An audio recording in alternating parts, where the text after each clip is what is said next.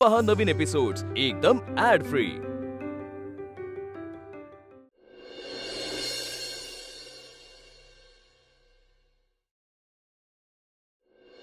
वा वा वा, आज खरंच खूप छान योग आहे। साधू संत येती घरा तोची दिवाळी दसरा। बोला, काय काम काढलेत माझ्याकडे? सांगतो।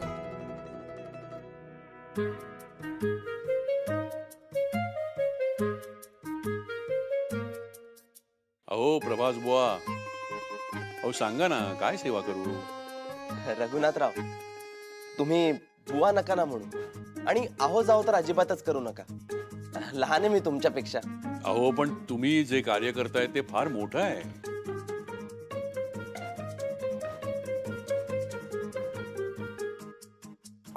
Concerts. He means concerts. Ajay बुवा, आपलं संभाषण झालं असेल तर मी मुद्द्याचं बोलू का? अवश्य प्रभास बुवा। आभारी आहे। रघुनाथराव, इथे जवळच आमचा भजनाचा कार्यक्रम होता।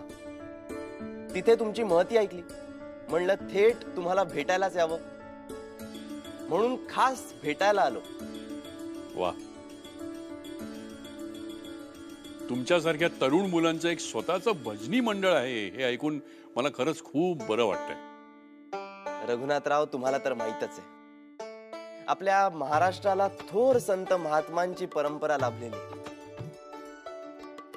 आणि त्यांच्या ज्ञानाची प्रचिती आपल्याला त्यांच्या सखोल, त्यांच्या गहन साहित्यातून वेळोवेळी प्राप्त होत असते। आणि हा ठेवा आपल्याला आपल्या महान इतिहासाची साक्ष देतो। म्हणूनच हा वारसा पुढे पण चालत राहावा, यासाठी आम्ही आमच्याकडून एक छोटासा प्रयत्न करत असतो। वा वा वा, खूप अभ्यास आहे तुमचा, फार चांगला व्यासंग आहे।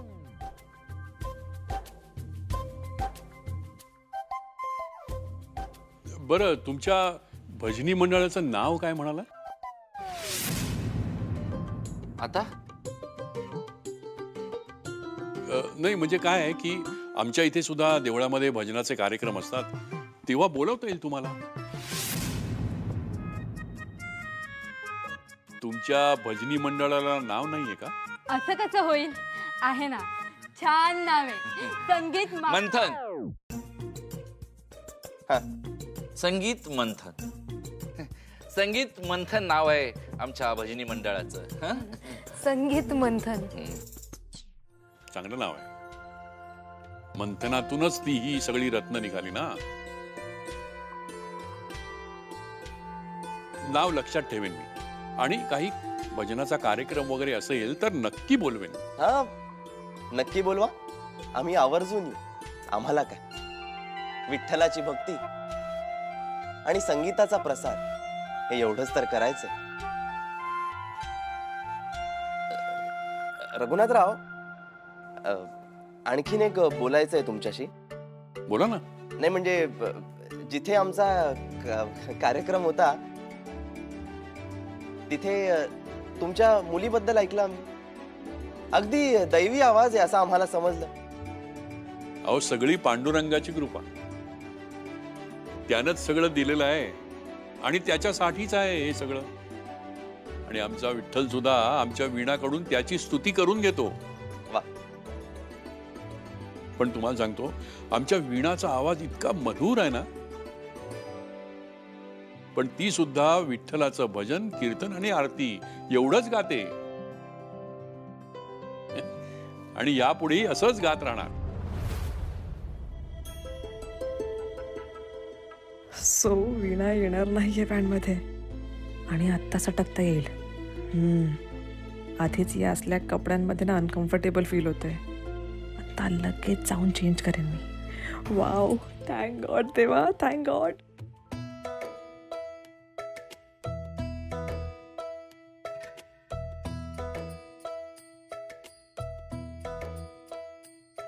अरे आता काहीच होऊ शकत नाहीये, लाईक इट्स ओव्हर।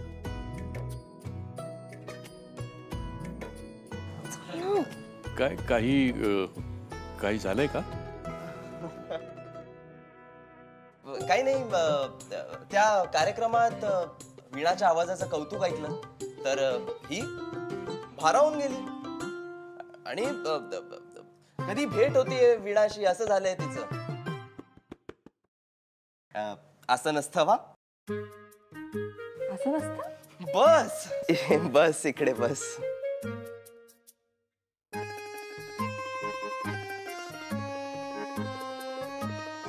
तर मी काय म्हणत होतो,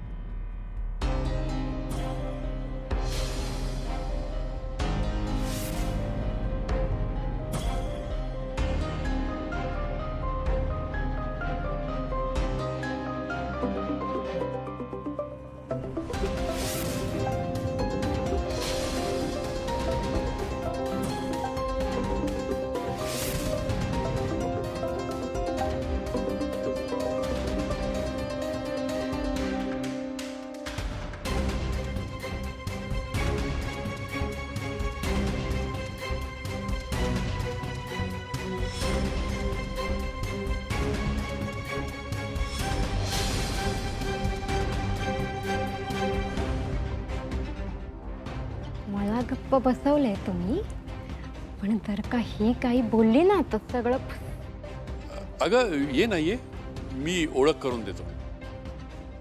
ही उर्मिला माझी भाची आणि उर्मी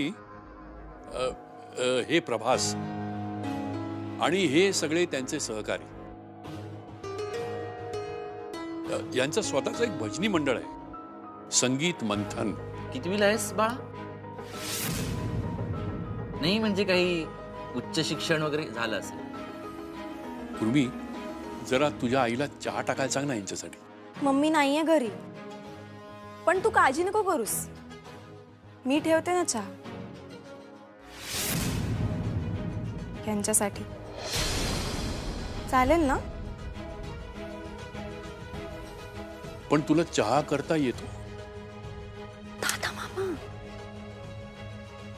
येतो, प्यार सब सिखा देता है.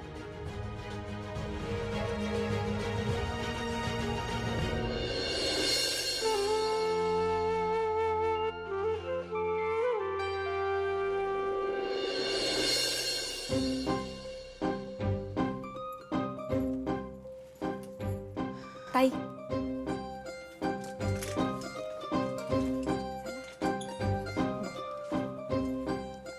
ते मी काल तुला उलटून बोलले ना, त्यासाठी सॉरी, खरंच सॉरी. पण मी ठरवलंय आता मी एकदम शहाण्या मुलीसारखी वागणार आहे, प्रॉमिस. उर्मी, हा? तुझं काही काम आहे का माझ्याकडे? अगं नाही, मी खरंच खूप मनापासून बोलते. म्हणजे बघ ना, दादा बाबांनी ना मला चहा ठेवायला सांगितलं, पाहुणे आलेत ना बाहेर, मी ठेवणारच आहे चहा त्यांच्यासाठी. थोडीशी मदत हवी होती, करशील? चल. Thank you. Sorry sorry sorry sorry. चल तसं. बरं ऐक, कोण पाहुणे आलेत? नाही म्हणजे गावातलेच आहेत की बाहेर गावचे? चहा ठेवूया ना आपण, चहा करता करता बोलू. चल चल चल चल. सावकाश. काय हो, कसला विचार करताय? काही नाही, एक अभंग आठवत होतो. बघितलं, विठ्ठलापाशी तार लागली की हे असं होतं. कुठला अभंग आठवत होता?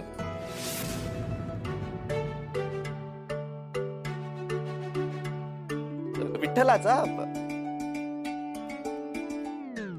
Vitthalrao,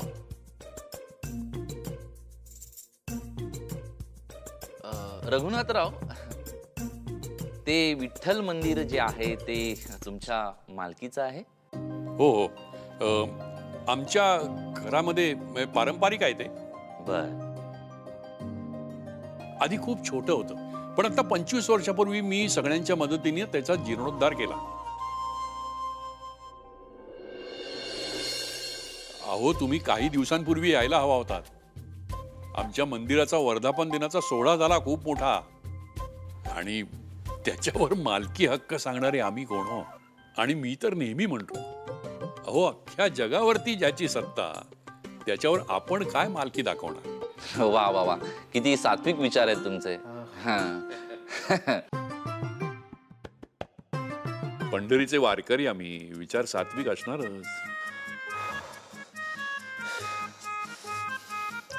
relax relax. Come on Prabhas, come on. Breathe in.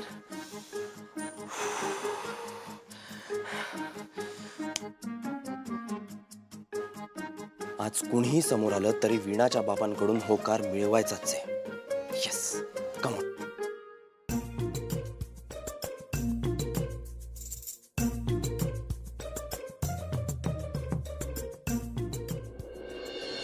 अगदी खरंय रघुनाथराव. शेवटी भक्ती मार्ग हाच ईश्वर चरणी पोहोचण्याचा मार्ग. थेट त्याच्याशी संवाद साधायचा असेल तर भक्ती मार्ग स्वीकारावा. आणि एकदा का भक्ती मार्ग आपण स्वीकारला की आपण त्यात तंग होऊन जातो, मग्न होऊन जातो. भक्ती मार्गातूनच आपण देवापर्यंत पोहोचतो. आणि भक्ती मार्ग असेल तर आपण समाधानी असतो. अगदी बरोबर. अहो महाराजांनी म्हटलंच आहे, हा हा. तुका म्हणे केली सोपी पाय वाट, उतरावया भवसागर रे. बोलावा विठ्ठल, पहावा विठ्ठल, करावा विठ्ठल जीव भाव. येणे सोसे मन झाले हाव भरी, परती माघारी घेत नाही. बंधनापासून उकलली गाठी, देता आली मिठी सावकाशे. तुका म्हणे देह भारीला विठ्ठले, काम क्रोधे केले घर रीते. वा वा, बसा बसा बसा. तुमच्यासारखाच मीही एक विठ्ठल भक्त आहे. तेव्हा तुमच्या या कार्यामध्ये माझा काही हातभार लागला तर मला आनंद होईल. जर तुम्हाला कधी काहीही लागलं तरी अगदी निसंकोचपणे माझ्याकडे मागायचं.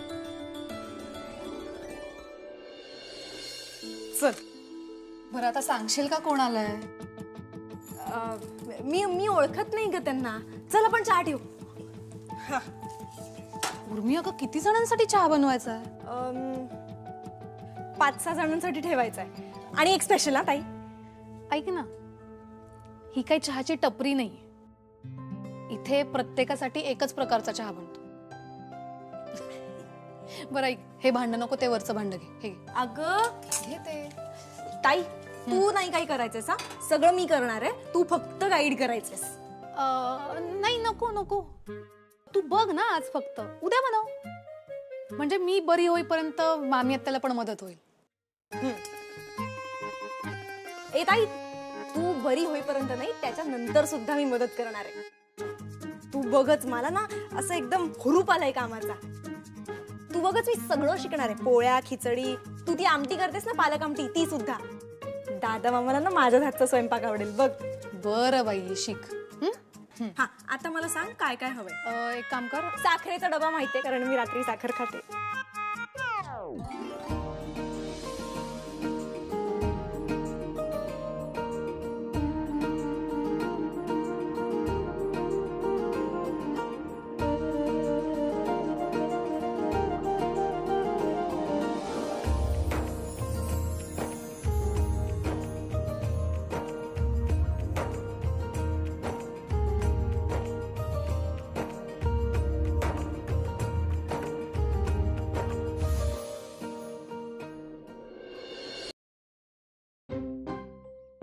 आता कप घे.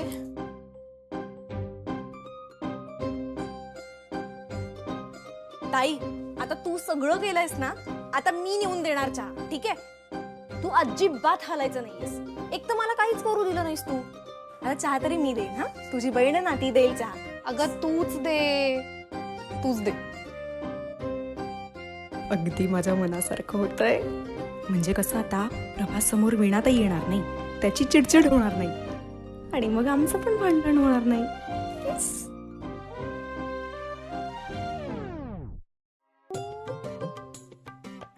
उर्मी, कुठे लक्ष आहे तुझं? नाही, काही नाही. झालं? झालाय चादर. थँक्यू. रघुनाथराव, विठ्ठलाच्या कृपेने आमच्या मंडळात तशी कशाचीही कमी नाही. हा, पण तुमच्या मुलीचा दैवी आवाज जर आमच्या मंडळात सहभागी झाला तर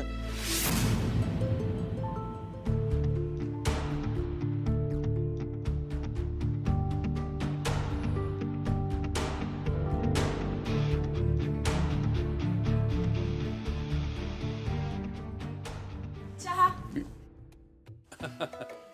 ये आधी चहा घेऊया मग बोलू आपण.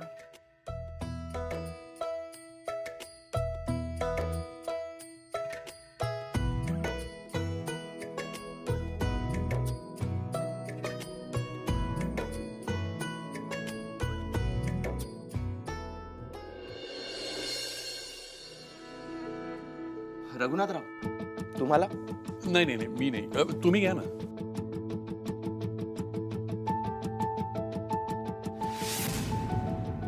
जाताना घराबाहेर भेट. नक्की भेटल्याशिवाय जाऊ नकोस. काका, चहा सोबत काही खायला मिळेल का?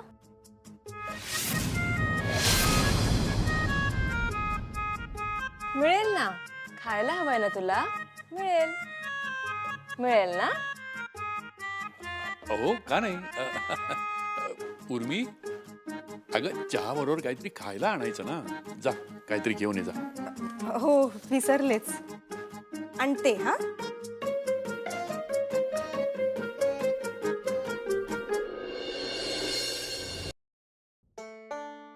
एक नमुनेत. चहा पिऊन झाला आणि मग आठवतंय खायला हवंय त्यांना. आपण पाहुण्यांना विचारतो ना, तुम्हाला काही हवंय का? इथे पाहुणेच सांगतायत आम्हाला खायला द्या. त्रास आहे ग ताई. एकासाठी इतर सगळ्यांना सुद्धा झेलायला लागते. कोण एक? तू लक्ष नको देऊस. आपल्याकडे काही खायला आहे का बघ ना.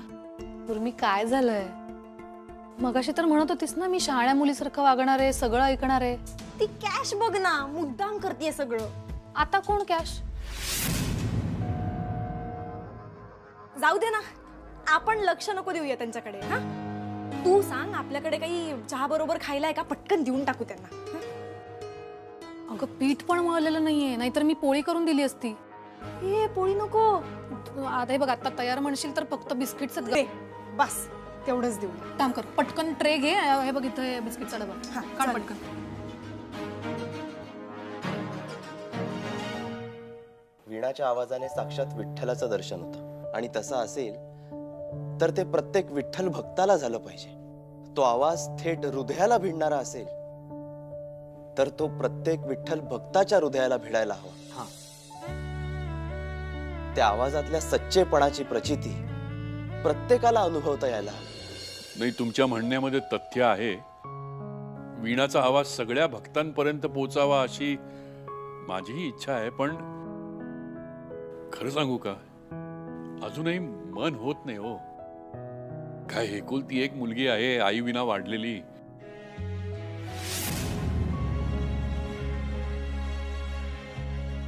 हल्ली आपण बाहेर ऐकतो काय काय मुलीच्या बाबतीत काय घडतं. त्यामुळे मला जरा भीती वाटते इतकंच. आणि आमची वीणा तशी फार साधी आहे हो. रघुनाथराव, अहो आमच्या मंडळात एकूण 3 मुली आहेत आणि त्या अगदी मला बहिणीसारख्या आहेत. आता अजून एका बहिणीची भर पडेल काय? हा, आणि तुमची मुलगी वीणा मला बहिणीसारखी असेल. तिला कोणताही त्रास होणार नाही याची जबाबदारी मी घेतो. रघुनाथराव, मी विनंती करतो तुम्हाला, नाही म्हणू नका. आम्हाला संगीताचा प्रसार अजून खूप ठिकाणी करायचा आहे आणि त्या बाबतीत आम्ही सगळेच प्रचंड मेहनती, शिस्तबद्ध आहोत. आम्ही उथळपणे काहीच करत नाही. आम्ही प्रत्येक कार्यक्रमाची पूर्वतयारी करतो, तालीम करतो, रियाज करतो आणि त्यासाठी आम्ही एक जागा सुद्धा घेतली. त्यामुळे तुम्ही असं समजू नका की आम्ही उगाच काहीतरी करत असतो. आणि राहिला वीणाच्या सहभागाचा प्रश्न, तर हे सगळं केल्याने आमच्या इतकंच तिला सुद्धा प्रसन्न वाटेल याची मला खात्री आहे रघुनाथराव.